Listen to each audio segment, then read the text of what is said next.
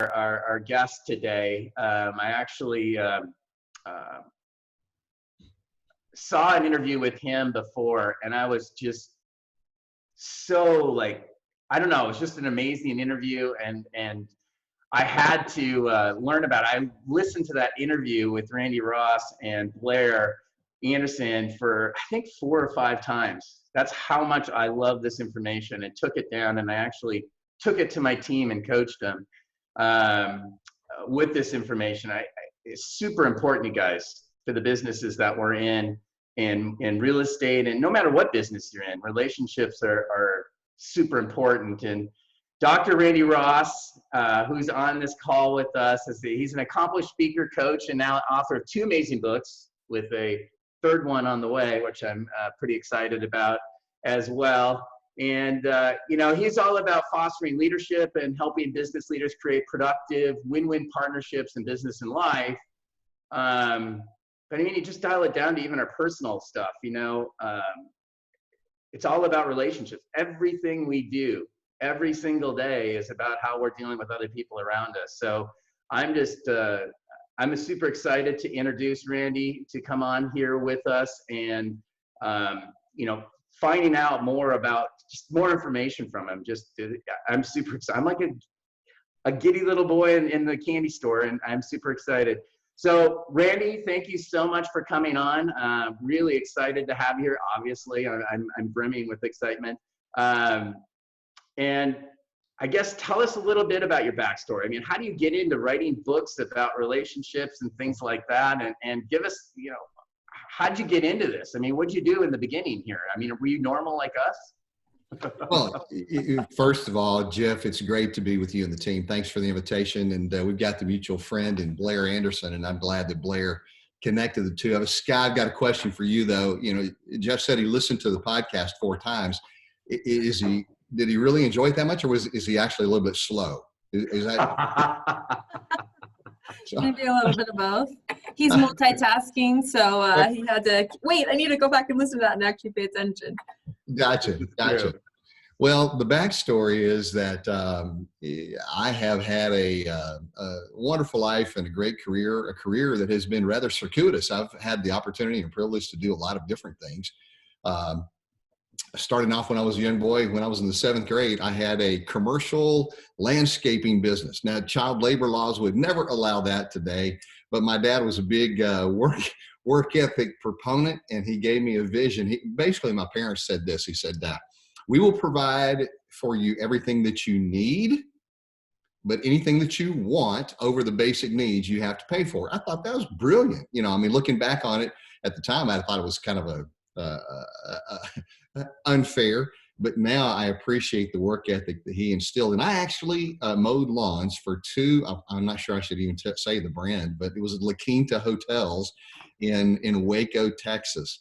And that's where I got my start. But had a great opportunity early in my career to work with a lot of nonprofit organizations. And I bring that up for a reason, because before I got into speaking and writing, the opportunity to work with nonprofits was such a life transforming experience for me, particularly when I moved into the business realm because of this. When you're working with a nonprofit organization is driven by 2 things. That's purpose and passion. You can only get volunteers if they are completely bought into your purpose. And they won't do anything unless they have a passion around what they're doing, because as a volunteer, you're not paying them anything. Now, so think about that. If you translate that over into the business realm, it's really no different. I mean, if you read guys like Daniel Pink, then you begin to understand that people are not primarily motivated by monetary remuneration. Money, while it's a factor, is not the primary factor. People do things that they're passionate about. They do things because they want to live a life of purpose. We all want to be a part of something that's larger than ourselves. We want to leave a legacy. We want to play on a winning team. All those things come into play. And so what I've tried to help businesses do across the years is understand that simple principle, that if you can attach someone's personal passion to corporate objectives, then they will play at a much higher level. Well, the same thing plays out in an arena like your own, whether it's in real estate or mortgage, where you've got your own, let's just call it your own individual banner under a larger umbrella. You're basically an independent, entrepreneur, or a loosely independent entrepreneur, I should say, but you're trying to build a referral-based book of business. The same thing is applicable for you, because people will work together with you based upon your purpose and based upon your passion. I used to work in the mortgage space. We talked a little bit about that the other day, but I worked and originated loans for a season. Then I worked for a large company where I was in charge of the recruiting efforts. And I can tell you that nobody gets really excited about brokering loans. I didn't. Not many people I know do. But what I really did get excited about was helping people fulfill the dream of home ownership.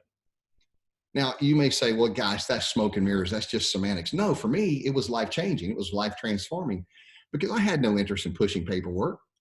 What I did have an interest in was helping people fulfill the dream of home ownership, getting into a home that their families could enjoy, that they would love, that it would fulfill a lot of their expectations for what they wanted to provide for their families. And so it made a difference. But that's a little bit about my background. I started writing, and I speak regularly to organizations, Jeff, about issues related to culture, leadership development, powerful partnerships, how to inspire and instill hope, how to create value. So a big part of my message is around developing a culture that inspires people to bring their best to work every day. Because as I kind of surveyed the corporate landscape, I learned early on, and I realized, particularly through the research that the Gallup organization has done, that the vast majority of people in the marketplace, somewhere upward above 70%, hate what they do. They don't enjoy life. They don't enjoy work. They're what Gallup would call non-engaged. They're not highly engaged, meaning that they don't bring passion, creativity, and excitement to the work experience. I just thought, what, that's got to change. And if I can provide some useful information that will help people be more passionate about life and work, that's what I wanted to do. Wow, I love that. I mean, I can relate to that too, because I did something about 2-3 years ago where I started doing vision planning with my team and finding out what their goals and dreams are and what their passions are, and try to help them achieve some of those other goals and dreams. Because I mean, we need money, right? We need money to get the world go round. But at the same time, you're right. I've had that same discussion with myself back in 2008 when the market melted down. I'm like, I don't like doing mortgages anymore. I got to do something I love. But the tweak was, I liked the money, but the way things were going, the way I was looking at it wasn't where I wanted it to be. And I had to re-envision what I was loving about mortgages. And you're right, that's what I found, is I found the passion of helping people buy homes. And when I made that tweak in my head, I mean, boom, things just took off for me. I mean, it was an amazing thing. So I took it a step further and started to implement that with my team, find out what their passions are. Yeah, maybe they don't love doing mortgages, but if I can help them with other passions around them and realize that, hey, this job is a means to getting all this other stuff as well, that you could take it to the next level and get more effort. And my team is amazing because of that, I think. I agree with that, Jeff. And here's sometimes how I say it. Money is necessary. We know that. You have to have that to live. But if money becomes your primary motivator, then there's a real easy tendency to become a mercenary. Now, go back to when I worked as a recruiter in the mortgage space. You may find this a bit fascinating, but our organization, we didn't pay big bucks to bring mortgage professionals onto our team. Every other organization did that. Guarantee up front. We didn't do that. And here was my philosophy. We wanted them to come because they were passionate about our vision and our values. They wanted to come on our team because they believed that we offered a superior product, and they believed they could build their business off of a superior process and system. So we didn't give them money up front to come over to our team because we didn't believe money was the primary motivator or should be the primary motivator. Now that may go against the grain and I may be ruffling feathers. I don't know. But the reality is, here's the point. Purpose and passion should always be your primary motivators. So you've done well. If you help people fulfill their own personal dreams, and I don't care whether it's in the mortgage space or you're helping people fulfill a dream in purchasing a home, that's really when things become impactful. And I guess the way I would put it is the more personal you can make it around purpose and passion, the more impactful it becomes.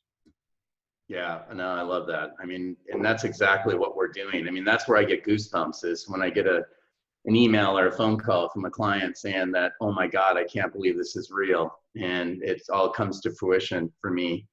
And so let's talk about, I just want to get into this. I mean, I want to talk about Remarkable. I've gotten so much good information out of there. In that book, you discuss several ideas around creating a culture of value, positive relationships. I mean, but before we get into that, what does it mean? How did you come up with Remarkable? Well, I love that word because it's so packed with meaning for us. It's the name of our company. It's the name of our book, our first book, that sort of codifies everything that we believe. But the word remarkable means this. It means that you deliver a service or a product. You do things in such a way, you provide world-class service. You exceed everyone's expectations. You go above and beyond. You give them more, to such a degree that you make a positive impression on them. And when they walk away from your presence, they have this irrepressible desire to talk about you and the good that you've brought into their life or into their business or into their home or whatever the case may be, that you've so improved their story, enhanced their story, that they can't help but tell other people about their experience with you. And when they're remarking about you to other people, when they're telling your story, then you indeed have become remarkable. I like to put it like this, that advertising is a tax you pay for being unremarkable. I love it. Because what's the best marketing strategy? It's word of mouth. We know that. The most powerful form of advertising is when other people are telling your story. And if people aren't telling your story, then you have to advertise a lot to get your brand out into the market because nobody's talking about it. Now, do you have to pay taxes? Yeah, you do. But you want your tax dollars to be used effectively and you want it to have the largest impact possible. Here's the reality, that no amount of marketing or advertising will ever make up for a deficit created by a bad experience. But if you give people value, if you go above and beyond, here's what I know to be true. People will gladly pay full price for those things that they deem bring true value to life. And so if you focus on creating more value, you can charge a higher price. People will gladly pay it because they believe the experience is worth that. And so I just like that. I didn't come up with that. That's not original by me. That actually was the founder of Geek Squad, who was quoted as having said that in a Fortune, Inc. magazine article. But advertising is a tax that you pay for being unremarkable. If we could just remember that, that would keep us focused on the right things. No, I think that's super important. I mean, value creation is one of those things that I hear all the time. Like, we're always struggling against the Redfins in the area, the discount brokers that are pulling us in different ways. Even myself, we get a mortgage broker out there that's just, cutthroat, cut rates and everything else, but you get what you pay for. You don't get the personal service and the education and the experience that, some of us bring to the table, but yet we give up on that pretty easily, don't we? I mean, it's like, oh, I got to pay for Zillow because I can't bring my own clients to send me a referral type of thing. I'm not good enough, so I got to pay for this tax as you bring. I love that. I mean, can you speak more to that? Because this is my favorite part, is what's your take on being a value creator versus a value extractor? I mean, this is the part that just, I think, blew my mind. And I really want you to share that with everybody on this call as well. Well, I think, Jeff, that's where the rubber actually meets the road, right? So there are really only two types of people in life. One person is a value creator, and the other is a value extractor. Now, I could say, there are two types of people in the world. There's a giver and there's a taker, but nobody would ever raise their hand and go, I'm a taker. We would never, ever admit that. But the reality is, If we're not careful, left to our own devices, falling back on our natural propensities, we all tend to be more value extraction oriented than we are value creation oriented. Here's the difference. Someone who's focused on value creation always asks this question: do I bring more to the table than I take away? Do I bring more to the table than I take away? In every relationship, in every encounter, in every transaction, do I bring more to the table than I take away? Because here's the reality. Someone who is a value creator has this abundance mentality, and he creates or she creates partnerships with other value creators. And here's the beauty of that scenario. If we're all value creators and we all bring more to the table than we take away, at the end of the day, there will be a surplus left on the table that then can be shared by everybody who helped to create that value. That's value creation, when there's more on the table at the end of the day. However, a value extractor lives by a scarcity mentality that says this: well, there's only so much to go around, so therefore I've got to get to the table and get as much for myself as I possibly can if I'm going to survive. Well, the problem with that is if you're scrambling to the table to get as much as you can for yourself, and everybody has that same mentality, there won't be too terribly long till there's nothing left on the table. And when there's nothing left on the table, the game is over, go home. And so a value creator is someone who constantly positions themselves to bring as much value to the table, create as much value as they possibly can for other people. A value extractor is someone who constantly positions themselves to extract as much value for themselves as they possibly can. Now, here's what's fascinating. A lot of times we think value creation is based upon this idea of kind of a quid pro quo. I'll do something for you if you do something for me. But that's not value creation. That's called manipulation. In the old sales process, we used to say, give in order to get.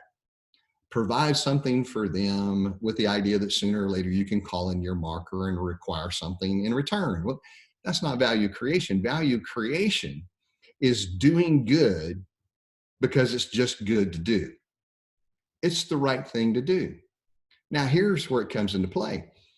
If you surround yourself with other partners who have the same mentality that you have as a value creator, if everyone in your team, in your sphere, if in your world is a value creator, then you're all wanting to bring more to the table than you take away. And again, there's a surplus there that everyone can enjoy that benefit, meaning that if I go out of my way to do something for you out of the goodness of my heart, then somewhere down the line, you probably are going to go out of your way to do something good for me. But I don't expect it. I don't require it.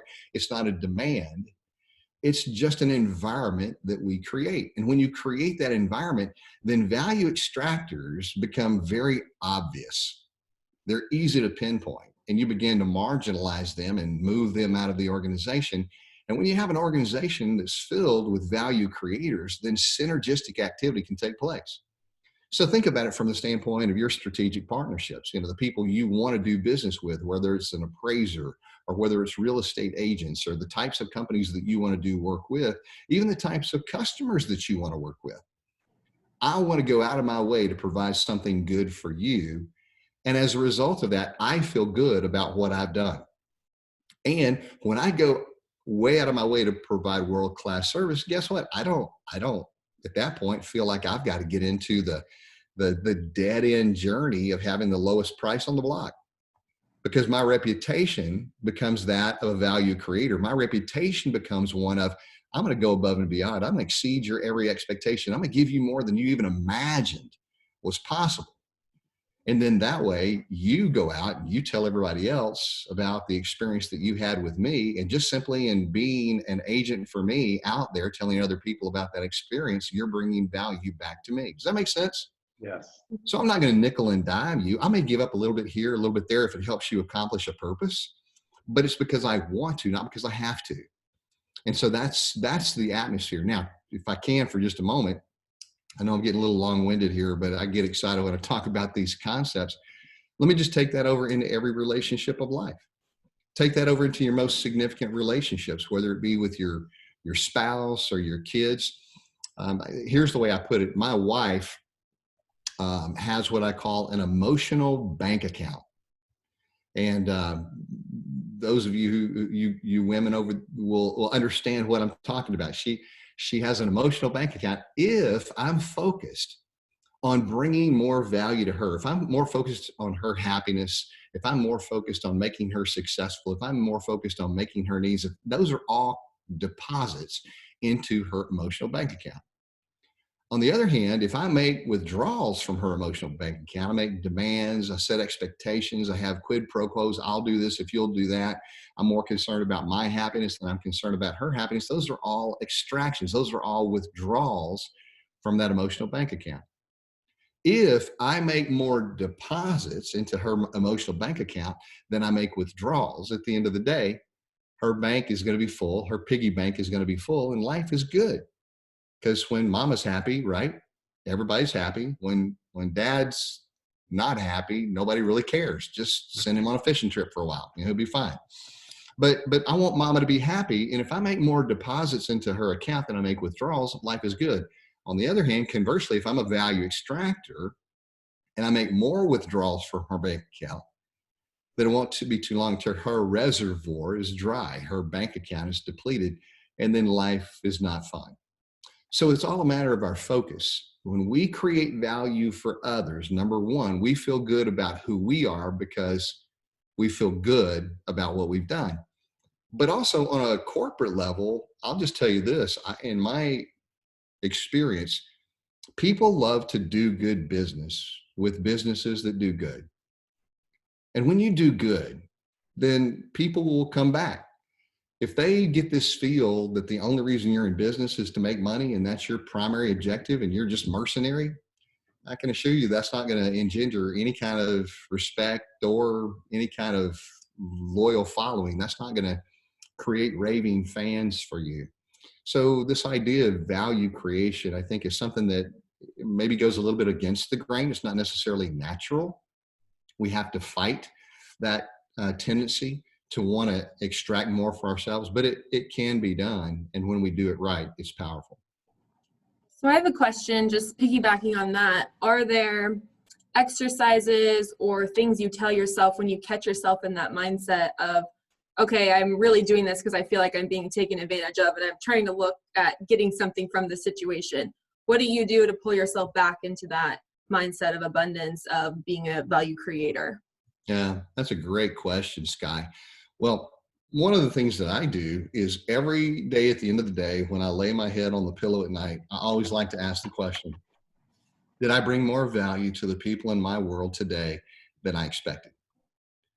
Did I bring more value to my wife today? Did I set her up for success? Did I meet her emotional needs? Did I take care of her in the way that she needs to be taken care of in order for her to feel good about our relationship? Same thing's true with my kids.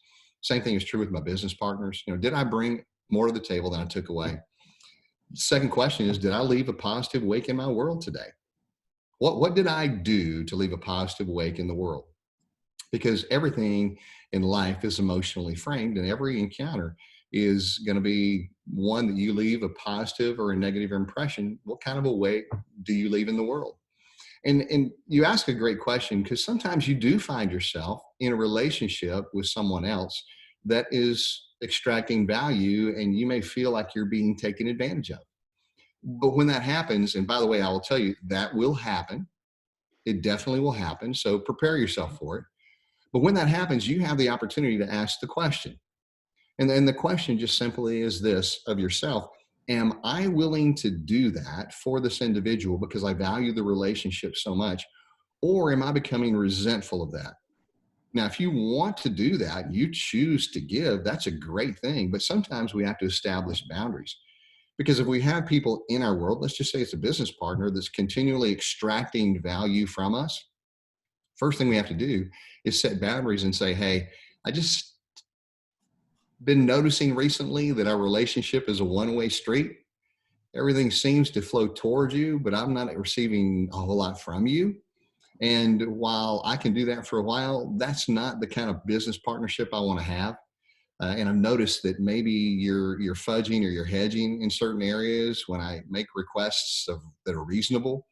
And I want to partner with people who understand this concept of value creation.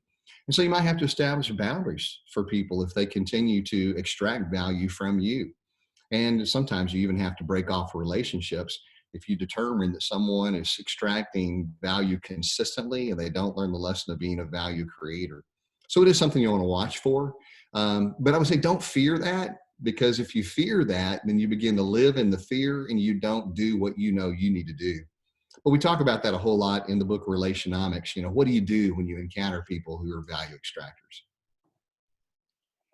I think we all need that. I run into that all the time in our businesses. Is, you know, we think we offer all this value up, and I think at some point you just lose, like it becomes really hard to do that too, like focus in on doing good to everybody and not having to worry about the backlash or, you know, what am I going to get from that? Like, is there any advice you can give to people that you can see beyond that? Like, I think I talk to a lot of business people that I partner up with, and they don't see that. They don't see the benefit of, you know, they need the money to live, right? And so they're looking short term.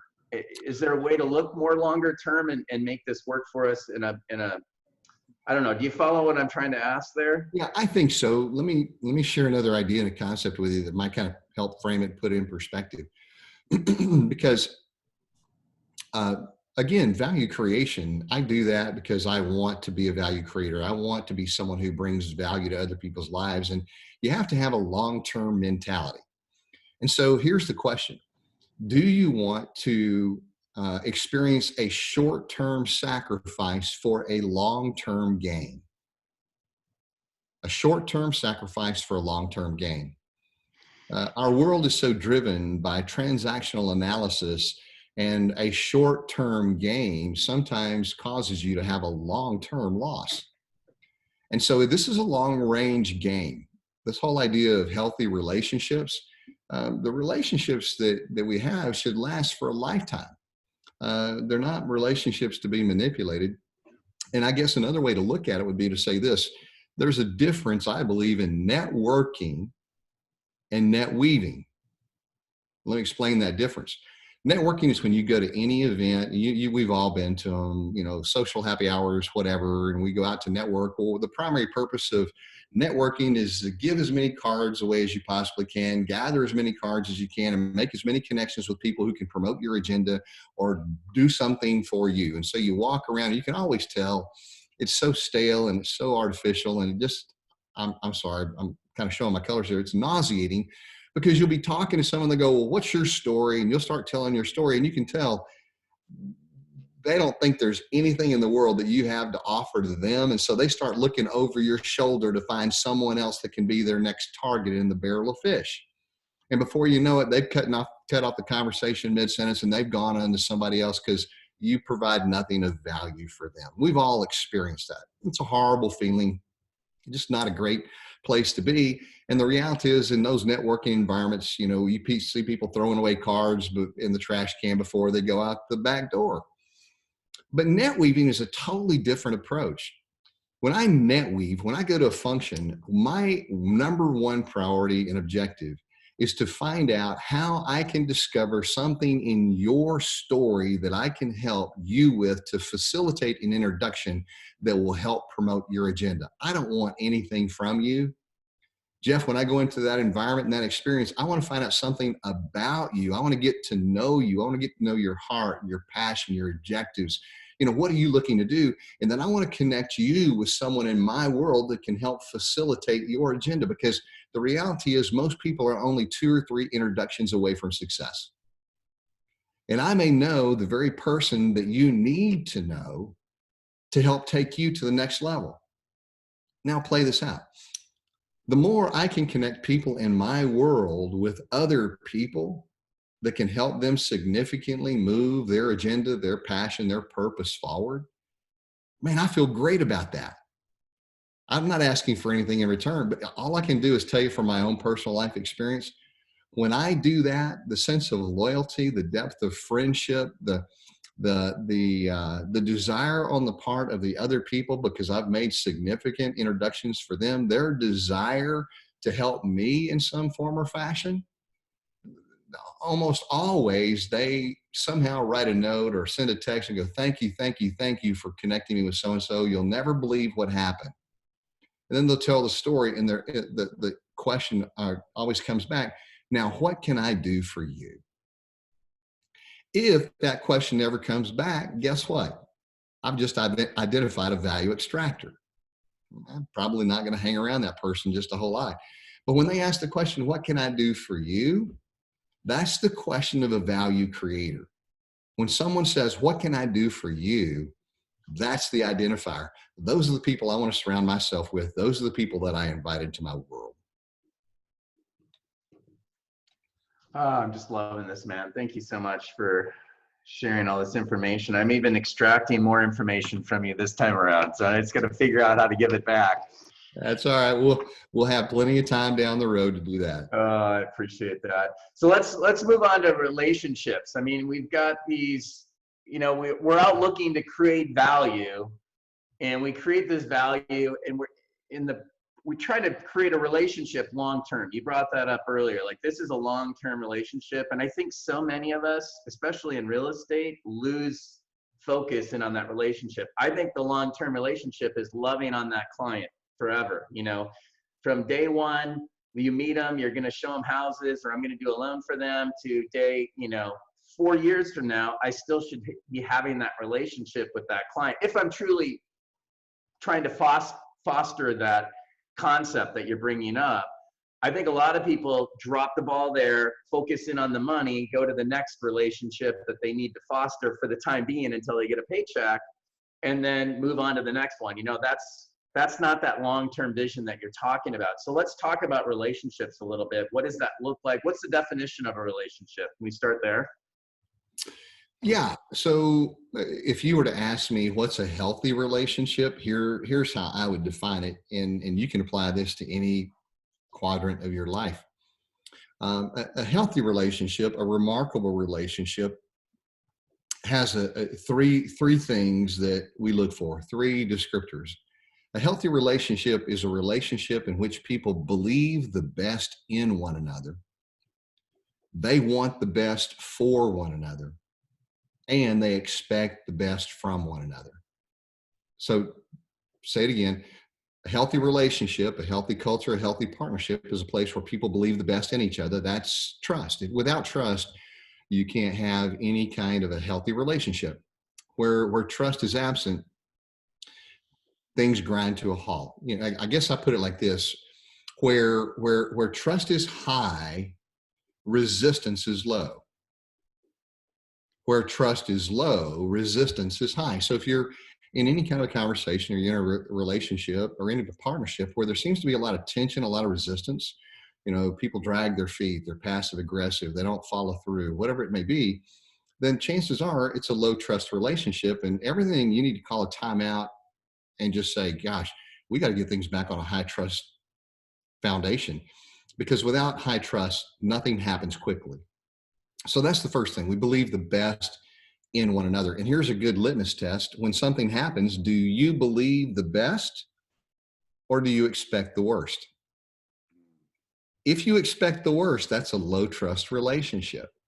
If you believe the best, you give the other person the benefit of the doubt, then chances are the trust is high, because you believe the intentions of their heart are good. That's the first part, believing the best in one another. The second part, wanting the best for one another.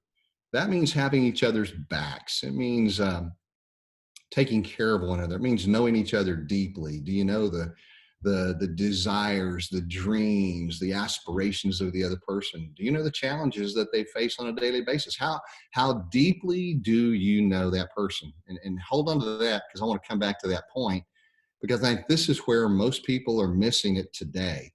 Well, let me just dive into that. I'm seeing in the midst of this pandemic, people making a horrible mistake because they don't have healthy relationships. And in panicking, they're trying to broaden their base.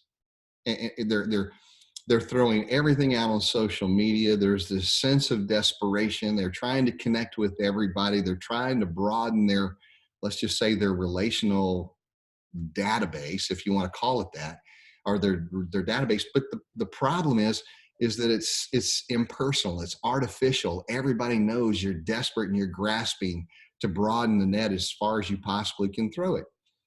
What we really need to be focusing on during these days is the depth of our relationships, not the breadth of our relationships. And here's a great way to think about it. The depth of the relationship determines the responsiveness to the request. The depth of the relationship determines the responsiveness of the request. In other words, the deeper the relationship you have with anyone, the greater the ask can be, with the likelihood that you're going to get a positive response. But just throwing it out there broadly and indiscriminately, you may pick up, a minnow here or there, but you're certainly not going to have a major impact. So to your point, during these days, your best referral sources are those people that in the past you've created significant value for them, to the point that they're out there and they have this irrepressible desire to talk about you. So you ought to be spending time going back to people you've done business with before, even if you know they're not in the market, because they have friends who are in the market. But go back and check up on them and say, hey, I'm just thinking of you. How are you doing? These are difficult times. How are you doing? And I'm not talking about in an impersonal email or a social media blast. I'm talking about picking up the phone, making personal contact, and going, I was just thinking about you. Hey, I know you got kids at home. How's everything going? Is there anything I can do for you? Again, it's the question of a value creator. Is there anything I can do for you? I'm not looking. I know you're not looking to sell a house. I know you're not, nothing. There's no agenda here other than just I'm concerned about you. How are you doing right now? And make that emotional connection stronger by asking a healthy question and moving into a deeper relationship. That's how you begin to build a more solid foundation as you're trying to build the business for the future. The last part, the third part, is expecting the best from one another. And that's the third part of a healthy relationship. So when you're in a healthy relationship, and let's call it with a business partner, then you can call them out. And I can say, hey, Jeff, you're better than that. I know you, I believe in you, but I'm calling you out because you're not bringing your A game. You can do better. And I'm not going to let you get away with bringing anything less to the table than is absolutely your best. And that's what a good coach does. That's what a good friend does. That's what a good confidant does. As iron sharpens iron, we sharpen each other and we call out the very best in one another. So believing the best in one another, wanting the best for one another, expecting the best from one another. That's the accountability piece. And I love the accountability piece. That last one, I think a lot of us fail on, especially myself. I mean, conflict is everyone's I think a lot of people struggle with conflict and addressing that. And if you have somebody that you're providing value to and you're in a deep relationship with them, calling them out, I think, is huge. I've actually done that. I've got a couple of deeper relationships. These are real estate based. And I'm like, dude, you're being lazy, man. You need to get out there and hammer it, and I feel comfortable enough. And the reaction from him too is positive as well. Like, yeah, I know, man, I can do better than this. And that's really kind of made our relationship even that much better because we have been able to call each other out in situations like that. So I think that's a great part of that to focus in on is, how good is our relationship really? If you feel comfortable calling somebody out, you know that you got a good relationship, I think. Well, and here, good players elevate the play of the entire team. I mean, take any sports analogy. Everybody wants to play with Tom Brady. Michael Jordan elevated the Chicago Bulls. When you have a good player that's so passionate about what they do that they won't let anybody bring less than their A game to the table, people want to be a part of that team. And I'm not talking about you have to be harsh or bombastic. You just have to say, hey, we want a championship team, and I know you can play better. Let's play better together. So, Sky, that kind of gets back to your question earlier. What do you find? What do you do when you find yourself being taken advantage of someone? You call them out in a good way. You say, hey, I believe the best in you. I want the best for you, but hey, I'm also going to expect the best from you. And high quality relationships demand that of one another. Perfect. Sky, do you have something?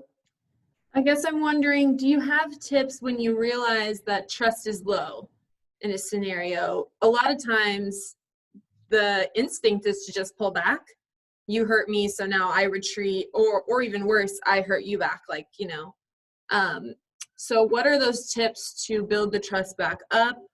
And maybe relate it back to this pandemic, because things look really different right now. Is it just that phone call? Do you need to go deeper than that? What would you say to that? I say it depends upon the circumstance, but I think the healthy question is, hey, is everything okay between us right now? Because here's the reality. Again, without trust, life, relationships, business are not going to move forward at a very fast pace, because people are going to be resistant. They're going to be reluctant to throw their, weight fully into a project, or push their chips to the center of the table, or whatever the case may be. And sometimes you just have to go, hey, did I misstep somewhere? And now this is the hard part, because it may be very likely there's something you should have done to have been better. You may have hurt them. You may have done something to diminish the trust. And so I think that's where feedback comes into play. And feedback is absolutely essential for anybody who wants to grow and get better. And I'm not talking about just being willing to receive feedback. I'm talking about aggressively asking for feedback. You need to continually ask for feedback if you want to improve your game. And I think that's one of the few things that leaders tend to do well, is that we don't often ask for continuous feedback. Particularly, I'm just going to dive into your space. If you're an entrepreneur or you're a solo player, a lot of times you don't have other team members immediately around you, and we don't ask that question. But you need to ask the question, how can I elevate my game? How can I do it better? And be willing to embrace that feedback when it comes your way. Because the best organizations I know are organizations that have been able to create this high trust atmosphere, where they've created open loops of continuous feedback, where anybody within the organization can give feedback to anybody else in the organization at any time. And it's received well, because the intent is understood that it's to cause us to sharpen one another and elevate our game. When you create that kind of an atmosphere, then the organization literally becomes self-coaching and self-correcting. And that's when you begin to see the best play take place. But I would say this, if you're a solo player, ask for feedback all the time, because it's the only way you're going to improve. Now, here's the key. When you do that, you've got to be open to it. Because if you ask for feedback and you get defensive, nobody's going to offer you the feedback anymore. It's what we call the growth spiral. So in our world, there's a growth spiral, and it's the way you receive feedback. And you can either get defensive and descend that spiral, which ultimately leads to alienation and desperation, or you can receive feedback really, really well and elevate your game, which leads to unity and inspiration. So how you receive that feedback, and there's a whole process. There's a downward spiral process that begins with defensiveness and justification, and then it moves to alienation, and then it moves to degradation and degeneration. Or you can move up that spiral, which means that you embrace the feedback through honest evaluation. Then you get to solution orientation, and ultimately that leads to unification. And so feedback can either draw you closer together if you receive it well and handle it properly, or it can push you further apart. And that's maybe a topic for a whole nother day we might want to get into at some point. But how you have what we call raw conversations is extremely important. Raw conversations in receiving that feedback, when sometimes you may be a little bit raw. How do you receive it well? And sometimes offering raw conversations when you have to get to the heart of the matter and deal with something with clarity and conviction in order to move performance to a higher level. So again, those are all part of the leadership strategies that we teach to help organizations improve.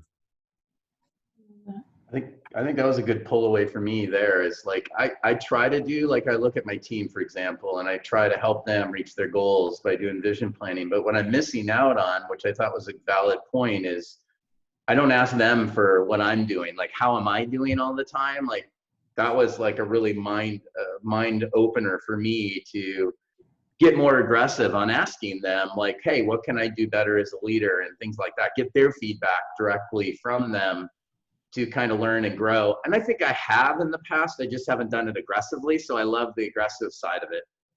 So here's a great question for anybody that you can ask when you're building your business, you're developing partnerships. Ask this of those people that you work with.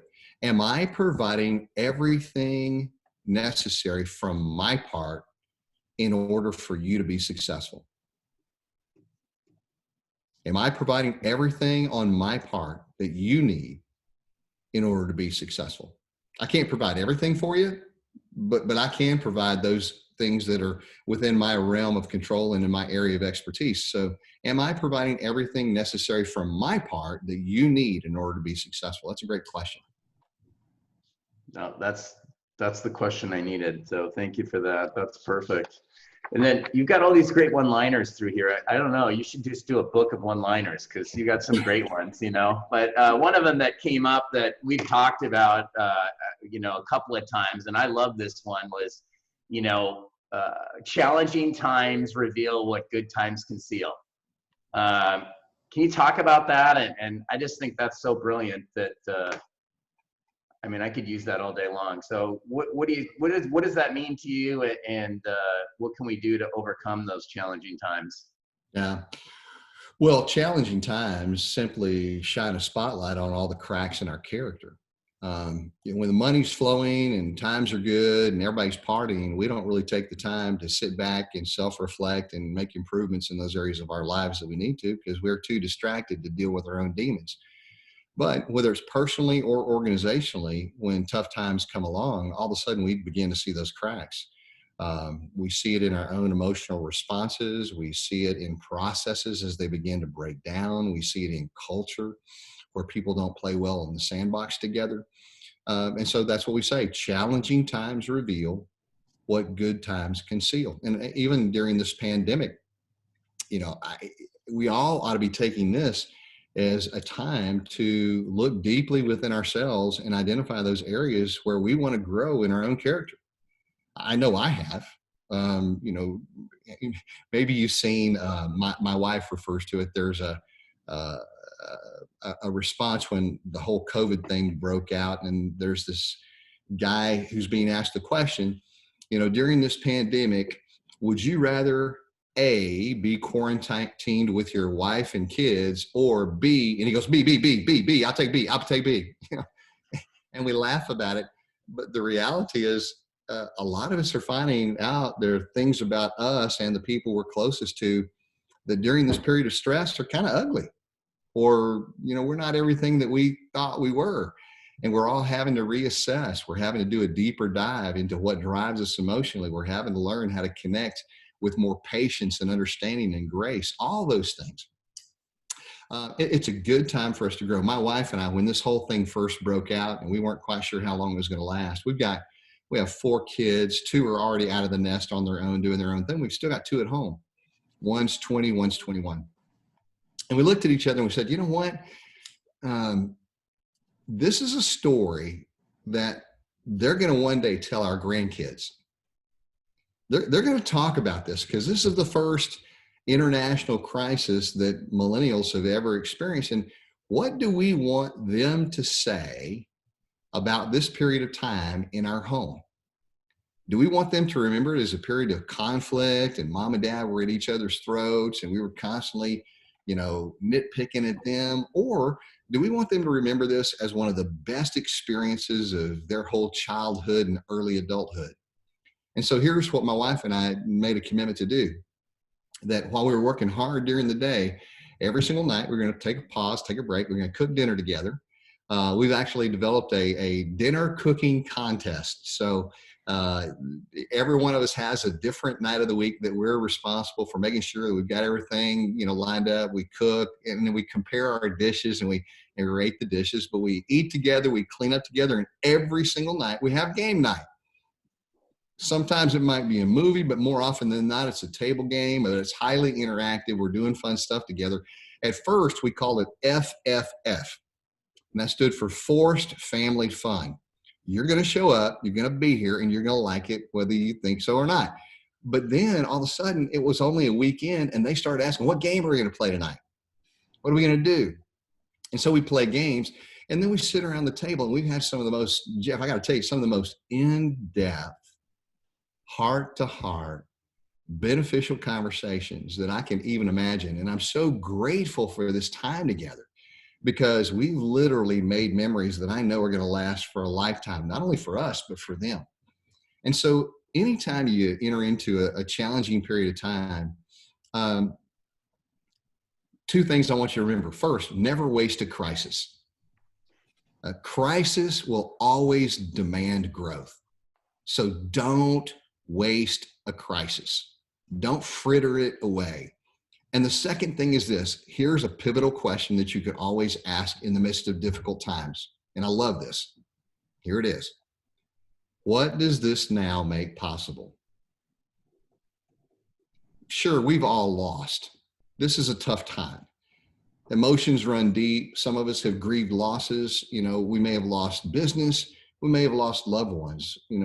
There's a wide spectrum, and nobody's story is exactly alike, but we've all lost. But here's the question. If you want to take the focus off of your loss and begin to think about how do you build a brighter future, what does this now make possible? Now, let me contextualize that in a very personal way. I'm a speaker. I travel the globe and I speak for organizations. My March, April, and May calendar was slammed. I mean, literally, I was going to do a gig, coming back, repacking, and going out again, almost solid for 3 months. And as soon as this hit, everything shut down. Every single event was pushed back or canceled, and my entire calendar was wiped clean. And I got to tell you, man, for about 2 hours, I sat around and I moped. And then I thought, and this is a great time to write another book. What else do I have to do? I'm not traveling. I'm not on planes. I'm not speaking to groups. I've got ideas in my head. I want to get them on paper. And so guess what? I started writing on April the 1st. On April the 1st, I started writing, and I will finish the book by the end of this week. I've never, ever in my entire life written a book in 8 weeks.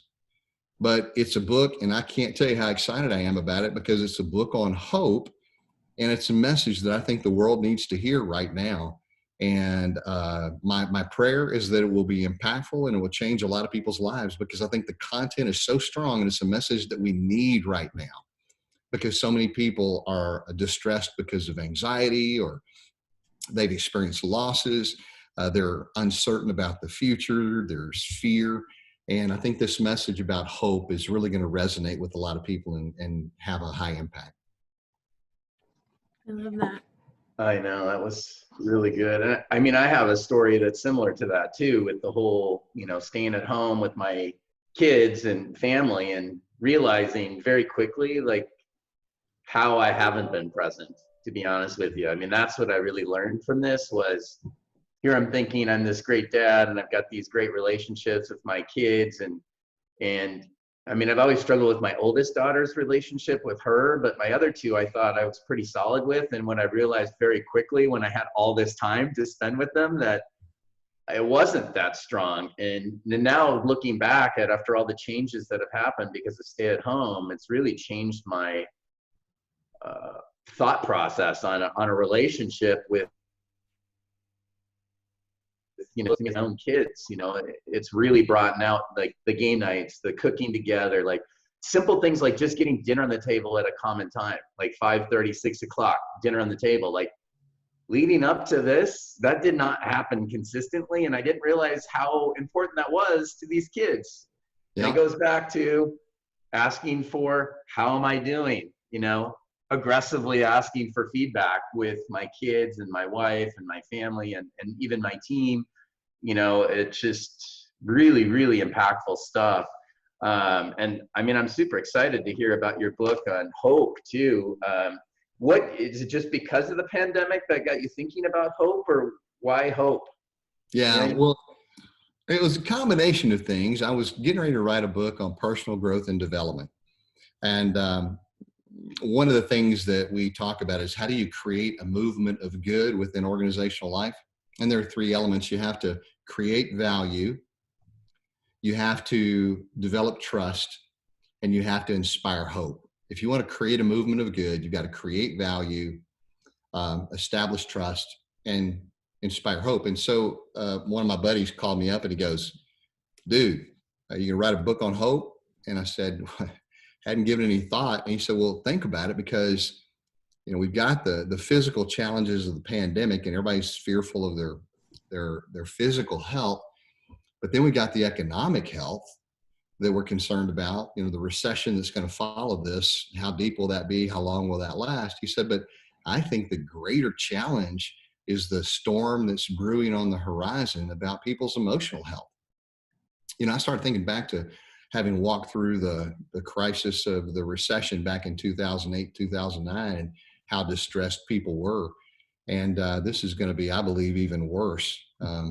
And so it was through a close relationship with a friend that he put a burr into my saddle, and it didn't take me long to think about it. So I spent 2 weeks just gathering research from the last 2 decades on hope. What kind of research has been done, scientific research on hope. Because this is not, sometimes when you think of hope, you think about it being a, you know, fluffy, well, tomorrow will be better, Pollyanna approach to life. No, this is research-based hope. And so what I wanted to do is I've taken the most salient points from 20 years of research on hope and distilled them down into basic principles. And I'm trying to articulate them in such a simple way that everyone can grasp them and everyone can apply it. So it was through someone who believed the best in me, wanted the best for me, and expected the best from me. Wow. Right. All the way around in a little circle there, right? Right. From start to finish. Sky, do we have any, well, I just lost everything. What the heck just happened? You're good. Oh, am I okay? Yeah, you're Super good. looking forward to that book coming out, Randy. As we're just wrapping up here, can you kind of just pimp yourself out, tell everyone where they can follow you, find more content, obviously your books. On that note, we are going to send everyone a copy of Remarkable, and we have a little Google form in the chat. If you want to get your free copy, just fill that out and we'll send you one. But if they maybe beyond the book, where can they find you? Yeah, well, a couple of things. If you want to just see some videos that we've created, we've got a whole series of videos that goes along with our book, Relationomics. You can find that on YouTube. Just go to YouTube, type in drrandyross.com, and our channel will pop up, and you can see some interviews that we've done, some other content and material. Or if you want to know more about me personally, go to drrandyross.com. Just DR, no period, drrandyross.com, and you can see our website. Or I'd love to connect with you on LinkedIn or Facebook. Same thing. Just type in Randy Ross or Dr. Randy Ross and you'll find me. Perfect. Awesome. Well, any final thoughts, Jeff? We're kind of over on time here, so. Yeah, I could sit here all day. So that was really good. No, I mean, it's just been amazing having you on here. We're looking forward to, I heard you're coming out here to Oregon here soon. So maybe we can get you up here to have you live and do another round of this, talking about your new book at that point on hope, and really excited to see that coming out as well. Had some great takeaways today, and I'm sure we're going to have more questions to come. So we'll keep you in the loop on those. Randy, I just got to say, man, I'm really excited that you were able to come on here and join us today and share this information with us. And I really hope that really good success with you and your books in the future as well. And hopefully we'll have you on here again. Sounds good. Well, Jeff, thanks for the invitation. It's been my pleasure to be with you, and wish the best for you and your team. Hey, thanks, man. Thanks everyone for joining us. Yep. Have a great one. Thanks you guys for joining. Thanks again, Randy. Have a good one, man. Take care.